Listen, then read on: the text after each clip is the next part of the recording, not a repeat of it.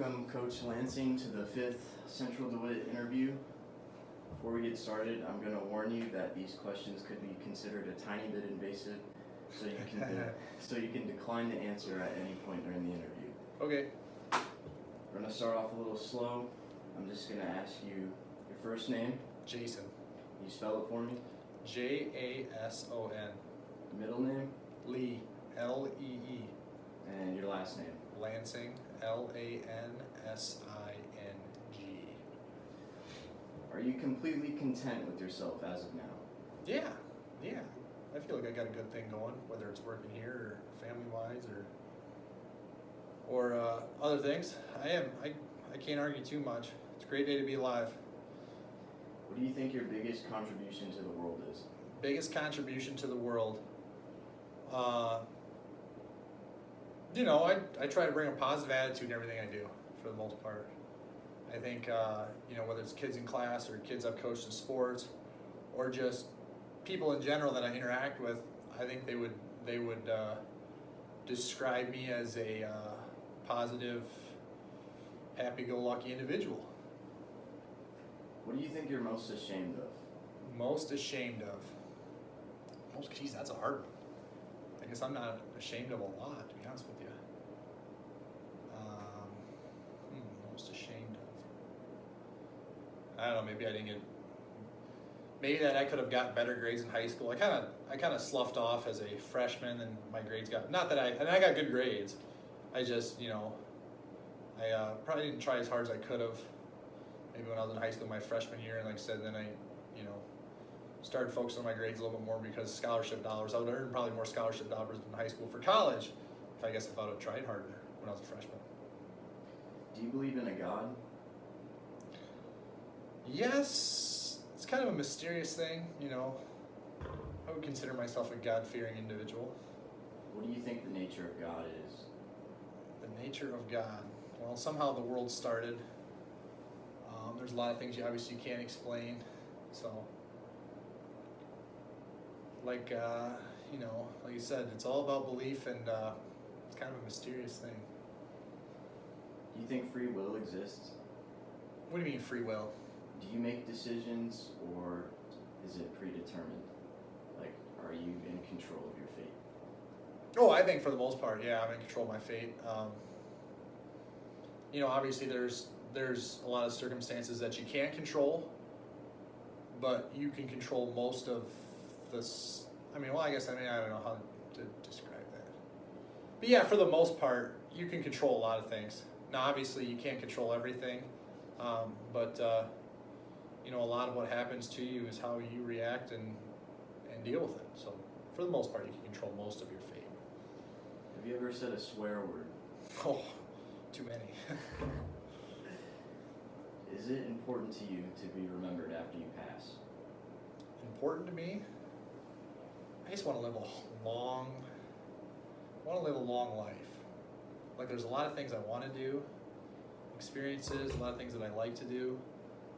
I want to be able to do those things, hopefully, many years after I retire. I guess, you either will or you won't. I don't really, I guess that's not up to me to be remembered, I guess. That's up to the people, I guess, I interact with. So. If you could choose your last words, what would they be? It's been a hell of a run. Have you ever been in trouble with the law? The extent of my trouble with the law would be having 4 traffic violations. I got a speeding ticket in high school. I got a speeding ticket when I was in college. I got a ticket for taking a right turn on red when I was in college. They had a posted sign, no right turn on red. Well, I didn't see anybody, so I took a right turn anyway. And then I think I got a speeding ticket after college. So I've had 3 speeding tickets and I'm taking a right turn on red. So I guess that's the extent of my trouble with the law.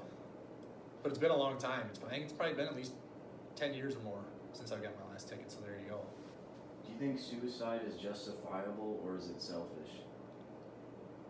It depends on the person's situation. That's to each their own. There's, for example, if you're suffering from an illness or something, I don't blame a person for doing that. Sometimes it's a cry for help. Sometimes it's, Probably a rush to judgment on something bad that happened to you that, like you said, it would get better over time. It's an unfortunate situation no matter what, but like I said, it's to each their own, so I would agree on both sides. What do you think is your biggest flaw? My biggest flaw? Ooh, that's a good one. I gotta think about that one a little bit. Biggest flaw. I don't know, that's a good question. Maybe like I always feel like I'm always in a rush to do stuff. You don't take enough time to slow down. Yeah, sometimes I think I need to maybe enjoy the moment a little bit more. Like, for example, we just went on vacation about a month ago or so. And like for me, it's like, all right, I gotta make sure I take care of, I gotta take care of the hotel room, I gotta take care of the plane tickets, I gotta take care of the rental car, I gotta make sure these tickets are printed off, like I'm always thinking about what's next rather than just sitting back and enjoying wherever I'm at or whatever we're doing. I'm always about checking the next thing off the list, unfortunately. How did you know that your significant other was the one for you? Oh, that's a great question too. I played football in college, and my wife was also a college athlete. Met her at a softball tournament. Kind of knew of her as an athlete at the same school we went to. But I guess, found her attractive. Like I said, I'm into athletic girls. I guess I would call it that. So, we ran into each other, started talking. I called her up later, asked her out on a date, and I guess the rest is history. But yeah, I don't know. Like you said, you started intermixing a little bit, and then, like you said, I guess that's why. Like I said, I was into athletic girls, and I found her attractive. So there you go. Do you think human ethics are learned, or do you think they're naturally occurring? A little bit of both. A lot of the way people act, a lot of the way they react to things, has to do with their upbringing, I would say. I figure out. Like I said, I feel like I'm an energetic, happy-go-lucky guy because I think that's my dad was probably the same way. He's a pretty easy guy going along with. Something bad happens. I remember one time I got into a minor car accident where I rear-ended somebody. Didn't hurt their car, but my car. And then I need some cash to fix it. And so he wrote me a check to help me out, and he said, "Easy come, easy go." So there you go. Do you think a human life is worth more than an animal's? Ooh, that's a good question. It's got to put me in a bad spot because I'm a hunter. I like to deer hunt, like to turkey hunt. So I've taken the life of an animal multiple times. I'm going to say yes, but I don't know. I wouldn't really say I could justify it, as far as that my life is worth more than theirs. But I guess I got a longer life expectancy. They're going to die within 4, 5, 6 years anyway. So, and whenever like, for hunting or something like that, we do it. We always eat the meat and to feed the family and stuff like that. But I obviously enjoy the sport of it too. So I'm going to say yes. What do you think your calling in life is? Calling in life? My teaching gig isn't a bad thing. Like I said, just being a positive influence on the people I interact with, to be honest with you. I enjoy teaching. I enjoy coaching. I used to work at a bank selling in a previous career, and I enjoyed that too. I hated the contacting the people over the phone part. I loved the interacting with people on the personal level, and actually selling to them face to face. But like I said, I think it's just being a positive impact on whoever crosses my path. How's that sound? Good. What do you think mankind as a whole, what do you think its biggest flaw is? Biggest flaw? I would say the using and abusing of, maybe not necessarily abusing of stuff, but like, for example, we live in a throwaway society. I love keeping stuff that I think is useful and then finding another use for it later, or like fixing stuff that's broken. Not that I'm expert at it, but I like to reuse, recycle stuff, find alternate uses for stuff. So maybe that, like I said, a lot of people, something gets a rip or something, cracks or breaks and they just throw it away. And sometimes, and I do that too sometimes, but also like if I feel like there's a use for it, or I could rig up a use for something, I like doing that. Just, it feels like I'm having a positive impact on the world, I guess. I don't know. What do you think your most unique aspect is? My most unique aspect? What do you mean aspect? Aspect of what? Anything?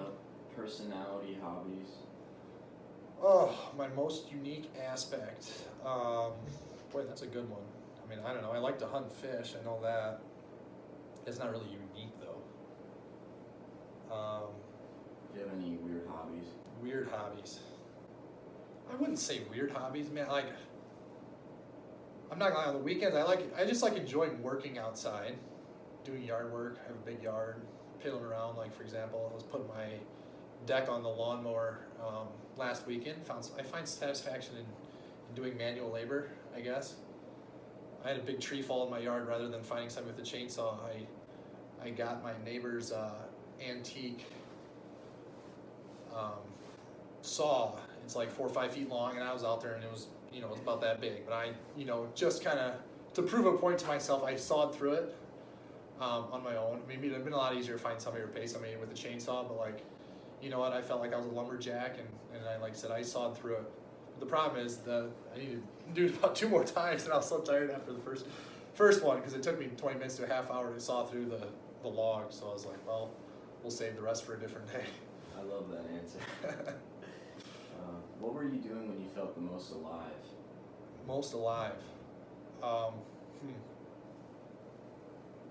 Boy, I don't know. That's an interesting question. Like you go on vacation, you do fun stuff. Like for example, you go to like a roller coaster. Like you'll feel alive then. The day I got married, I would say I felt very alive. That's a pretty wild, pretty momentous day.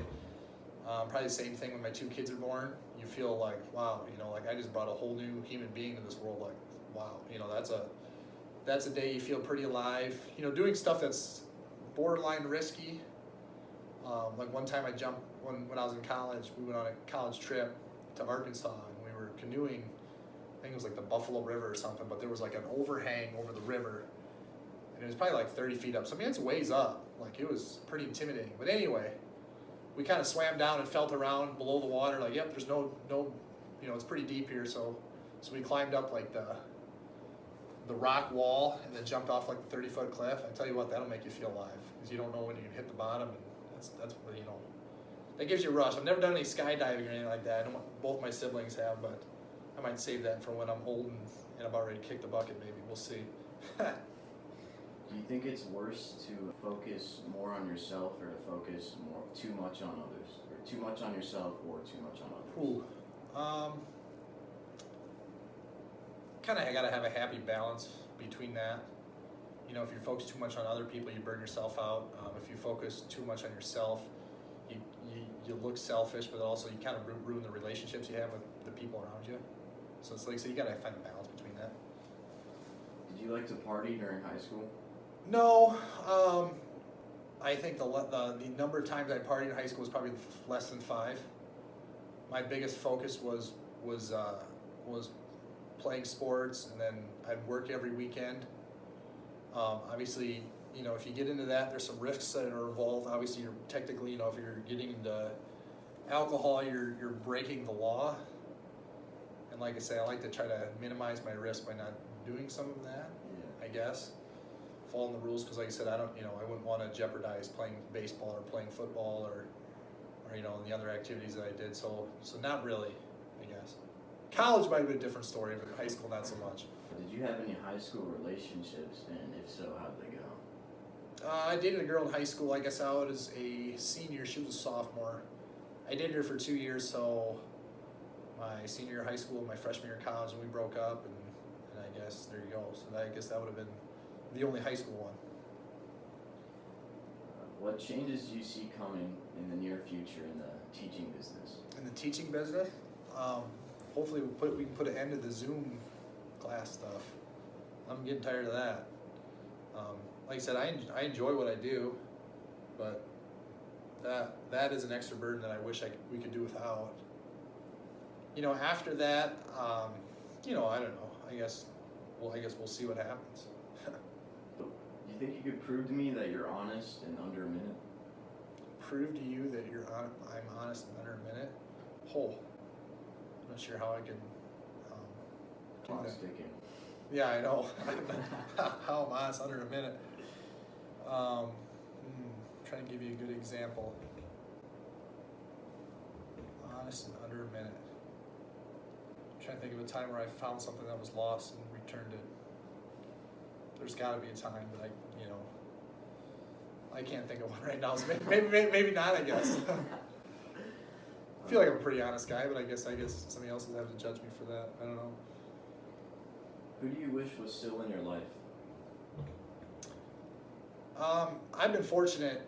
I still have both my parents, all my siblings. Both my grandmas are still alive. Actually, both my grandmas are alive, but my grandpas are dead. I had one grandpa that I used to like golfing with, and he died back probably about 12 years ago, 13 years ago, something like that. When I was in college, they loved to come to watch me play football in college. Like I said, I loved going golfing with my grandpa. Like I said, he died of a heart attack, so probably him. This is a lot longer than 12 minutes. Yeah, my bad. Guess I'm answering too many questions too thoroughly. There we go. So this last question is, how would you rate this interview on a scale of 1 to 1,000? Oh, geez, now there's a spread. 777. Good number. Yeah, that's a solid number. Yeah. It ain't perfect, but it was worth the time, I guess.